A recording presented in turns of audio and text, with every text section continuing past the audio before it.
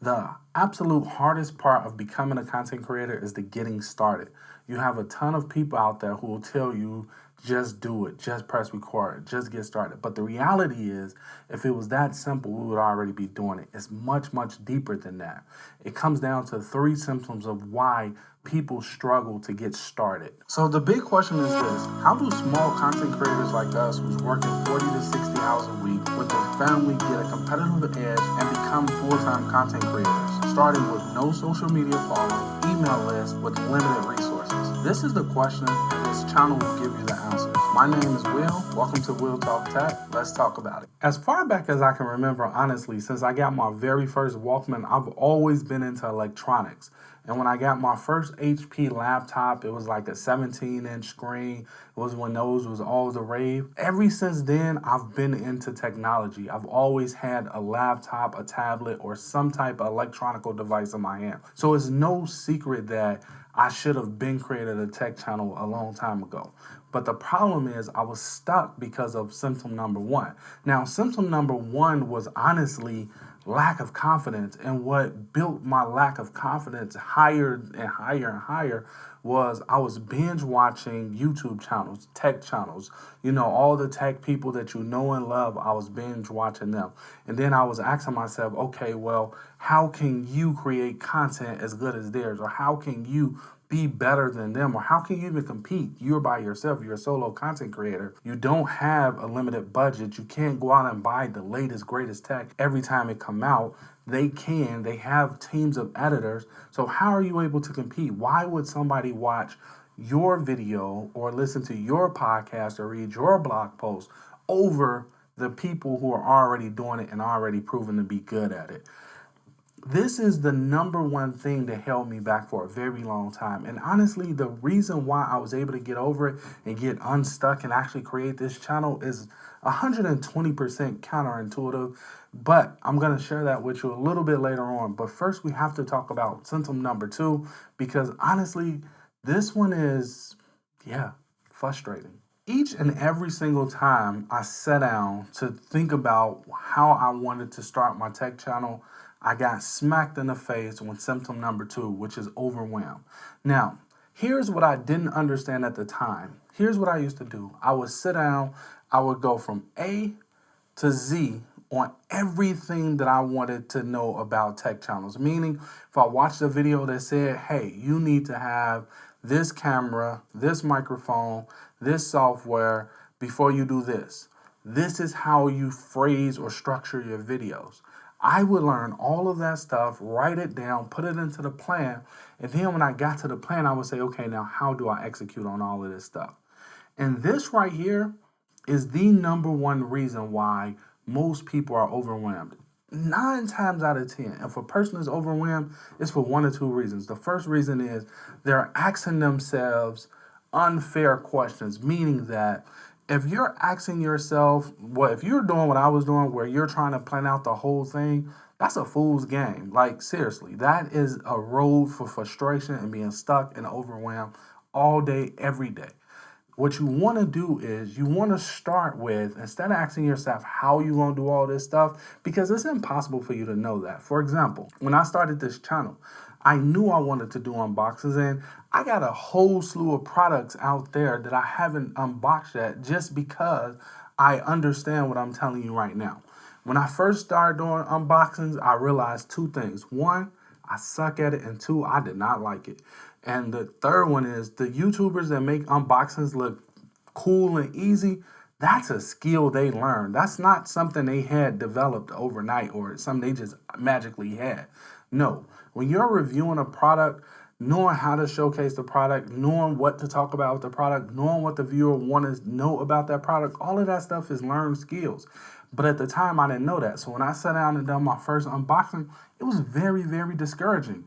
It wasn't until my fourth unboxing that I did, where I just unboxed the Shuttle Pro, that I realized that, hey, I'm not trying to be the other YouTubers. They already claim that space. What I do, I've never ever bought a piece of content or a piece of product or a tool, software, anything like that, because I said, hey, they bought it, so I'm gonna buy it. I've always bought it because of one or two reasons. One, I got a bottleneck in my business and it's frustrating me and it's making me not want to do something. Or two, that's going to take my content to the next level. Those are the only two reasons why I buy stuff. So when I looked at the Shuttle Pro from that angle, I began to easily talk about the Shuttle Pro because I was no longer trying to be a tech YouTuber. I was trying to be a Wheel Talk Tech, and I'm talking about the product through the lens of a content creator, and it's something that I do all day, every day, which is create content. So I would not have discovered that, or I would not have known that had I sat down and I kept on creating a plan. It wasn't until you get into the weeds and start doing the thing that you want to do that you start discovering things. This brings me to the second reason why someone would feel overwhelmed, which is what I used to do is this. I would sit down and I would say, okay, I got my iPad, and I used to do back in the day. I would sit down, I would have my laptop, and I would brute force my way through building a website. And we're talking about we're talking about 2008, 2009. We're talking about when there was a such thing as WordPress 2.0, and people was all crazy, going crazy over Thesis 1.7 because you could change your headers. Like, this is what we're talking about. And what I realized back then what I realize now that I didn't understand back then was this. Sitting down, brute forcing your way through anything is a recipe for overwhelm and frustration. Believe me when I tell you, it's been many nights that I done sat at my desk until 3, 4 o'clock in the morning trying to figure out how to build out my website, or how to finish up my funnel, or what type of product should I offer, or I mean, honestly, the list goes on and on. And at the end of the day, my mind would start telling me, well, are you sure this is the way to go? Like, it's 3 in the morning, 4 in the morning, you got to be at work at 8 a.m. Are you sure that you're not wasting your time? Are you sure you're not selling yourself a pipe dream? Are you sure that what you're doing is going to pay off? You see, when those doubts and those thoughts start popping in your head, it's a clear indication that you're fatigued and your mind is misbehaving, which simply means that it's simply fixable by getting up, walking away from the desk, going to sit down, watch Flash or watch a TV show or watch whatever your jam is, and coming back to it later where your mind had a chance to take a break and, de-stress. And when you come back to it, you're back in that flow, you're back in that mode, and you're not fighting those negative thoughts. This is, I'm telling you, if you stop asking yourself how are you going to do something, you just focus on that first step that needs to be done, and you don't force yourself to sit there no longer than you're comfortable with. And when your mind gives you that first signal, hey, I'm tired of this, I need to take a break, you actually get up and take a break and you come back to it later, you will see a huge, huge, huge change in how you handle whatever it is you're trying to do, whether it's a blog post, a article, a podcast, a video, whatever that thing is you're trying to do. If you address it this way, you'll see that it becomes a lot more doable. Now, this brings me to symptom number 3. The 2 words that held me back more than anything else up until this point is what if. I used to always ask myself, what if I hit record and I get, a ton of hate? Or what if people don't like the fact that I'm black? Or what if people don't think my job is high enough for them to listen to me? Or what if people think that, what I'm talking about isn't relevant? Or what if someone challenges me on something I say on video? Or what if somebody comes along that can talk about tech better than me or know more about tech than me? Or what if in the middle of me doing a tech, someone does something crazy and messes up everything? Like, the thing about what if, honestly, is if you can think it up, your mind will go there with you. Meaning that what if is a recipe for failure. Every single time I thought what if something, I'm telling you, it took me down a tunnel. It took me down just a pool of negativity. It wasn't until I stopped saying what if. And honestly, to this day, I don't stop saying what if. I mean, I can't control the thoughts that pop in my head. I've studied human psychology for the better part of 10 years because I wanted to fix me. I wanted to work on me. So Believe me when I tell you, if it was a way for me to stop myself from saying what if, I absolutely would have figured it out by now.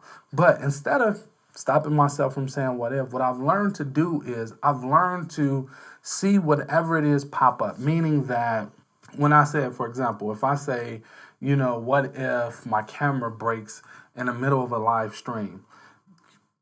The first thing that come to my mind is, well, that would suck big time because I'm in the middle of a live stream and I'm live. But the next thought would be, okay, well, Will, if that actually didn't happen, how would you deal with it?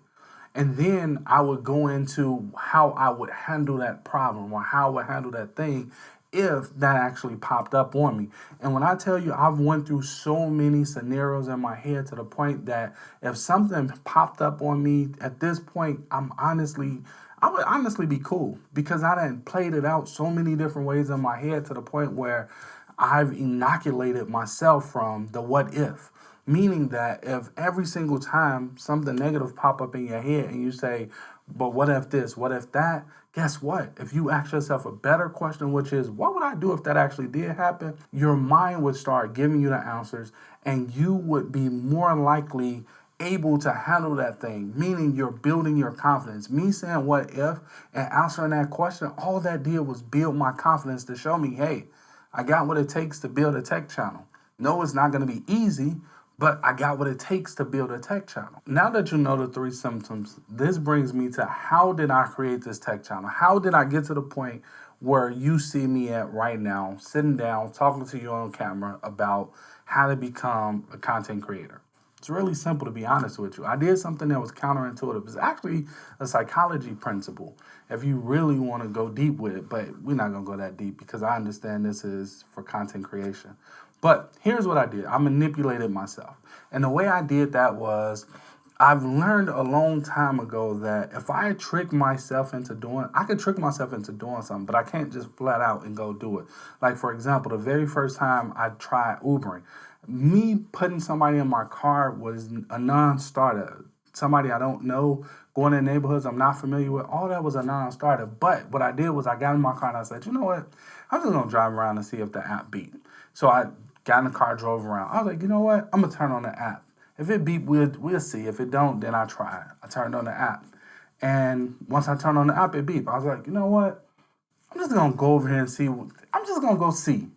And before I knew it, I pulled up and I was Ubering.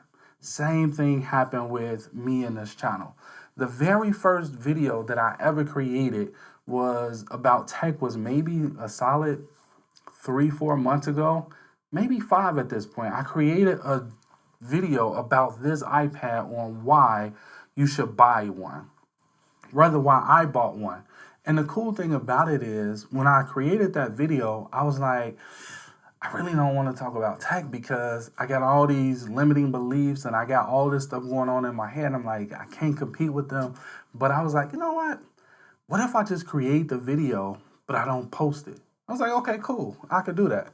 And then when I got ready to sit down and press record, I felt myself getting anxious. And I'm like, dang, what if I let people know that I'm new and I'm nervous, to kind of take the pressure off me? And I was like, okay, then maybe I could press record then. So I was like, all right, cool. So when I got on camera at some point in the video, I don't remember if it was the beginning or the end, but I knew the whole time I was nervous while creating that video. So I told him, I was like, this is my first time doing this, and I'm gonna get better. I know I'm not good right now, but I'm gonna get better. And if you go to that video now, you'll see where people in the comments was telling me like, hey, this is a solid video. You gotta have confidence, believe in yourself. But the thing about it is, me giving myself permission to say that line was what allowed me to record the video. After I finished recording the video, I was like, well, how do I know if it's any good if I don't really edit the video? So I sat down, I edited the video, and then I played it back, and I was like, I see all my imperfections. I see how, the screen did something crazy while I was on camera. But I'm like, if I publish the video, then I'll be able to see, if people actually like it or not. But then I was like, but what if I publish it and I get all these people who dislike the video? And then after that, then what I'm going to do? That means the thing that I've been holding on to, that I've said that I want to do when people make me mad goes away, because now I don't have that crutch no more saying I'm going to be a tech YouTuber, because I've tried it, I failed, and now when people make me mad, I don't have anything to give me that hope to, revitalize me. Like it goes a lot deeper in the psychology world than it's just, oh, you're afraid to press record, or you're afraid to do this. So I was like, you know what? After I had those thoughts, I was like, I'm not really getting no views on this channel, so I'm gonna publish it, because at the end of the day, who gonna see it? Ain't nobody gonna see it. So I uploaded it, and then when it was time to push publish, I went back and forth with myself a little bit more, and I was like, you know what? Nobody really seeing it, because on that channel, wasn't nobody really seeing my videos. So I was like, eh, I'm not, you know what? I'm just gonna hit publish. So I closed my eyes, I hit publish, and I walked away from it. And I want to say maybe a week later, if that video was already at 1,000 views. And I was like, dang, it's true. It only take one video to make your channel take off. So after that video took off, right now it's sitting around like probably 25,000 views on that other channel when I last looked at it. And I was like, you know what? That was literally the straw that broke, my disbelief in me not being able to do it, because I realized reading the comments, hey, it's people out there who want somebody like me to create a video, who don't want all the fancy stuff, who want them to keep it simple, and who want to talk through the lens of a person who's actually using a product, and not just someone who's doing an unboxing to try to showcase the product, hopefully having people buy it. I was like, wow. And then when I read the comment of the lady who was like, I need to believe in myself more, I was like, wow, that's kind of cool.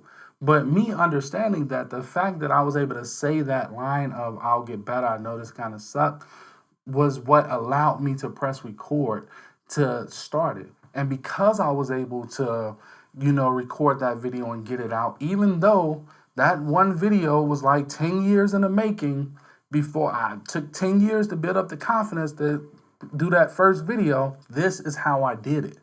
I took baby steps. I told myself, you know what? We'll just do a little bit. We'll, let's sit down and think of 5 reasons why I'm buying an iPad in 2023 when we're on the cusp of maybe an iPad 7 coming out, which we now know didn't. But at the time, we didn't know that. So it was like, why would you do that? So, after I sat down, I did it. I thought about it. I put it out there. It's like, okay, it worked. And after it worked, it was like, okay, what's the next step? Well, that channel is about business and has nothing to do with, tech. So I can't do it on that channel, which means you got to go start a tech channel. Thus, We'll Talk Tech was born. And then I realized, hey, I love talking about this a lot more than I love talking about business. Maybe I should focus on this and weave in becoming a full-time content creator, which is about business as well, into this channel. And that's what I decided to do. I still have my moments where, like my first video about, the 4 skills needed to become, build your audience. I wasn't sure if that was going to be well received or not. But the biggest thing I did was I made the commitment to get started, and I moved forward on that commitment. And in that commitment, honestly, even with We'll Talk Tech, I don't know where this channel is going to go. I don't know what this channel is going to do. The only thing I know is I'm going to show up every single day. I'm going to record my content every single day, and I'm going to face whatever challenge comes my way, no matter what that may look like. Like right now, I'm gearing up to release my very first YouTube stream. That scares the heck out of me. But at the end of the day, I've already made the commitment to go as hard as I can with We'll Talk Tech and do whatever is required of me that's within my realm and 100% legal. So me not being willing to hit record on a stream just it's a non-starter for me. So I've gotten comfortable with being uncomfortable. Doesn't mean I don't do things on camera to take some of that weight off me and put it back on the audience, like I did in the very first tech video. And sometimes just being transparent helps you out a ton. I know what you're thinking. You're thinking maybe, yeah, all that worked great for you, but what about for the people who isn't overwhelmed, who don't lack confidence, and who doesn't worry about the what ifs? And the only thing holding us back is the fact that I just don't have the proper tools. Like, I don't have the expensive tech. I don't have the proper tools to actually sit down and cut a video. Well, to you, I would say watch this video because, to be honest with you, it's not about having the latest, greatest tech. And you're finna discover why. I'll meet you there.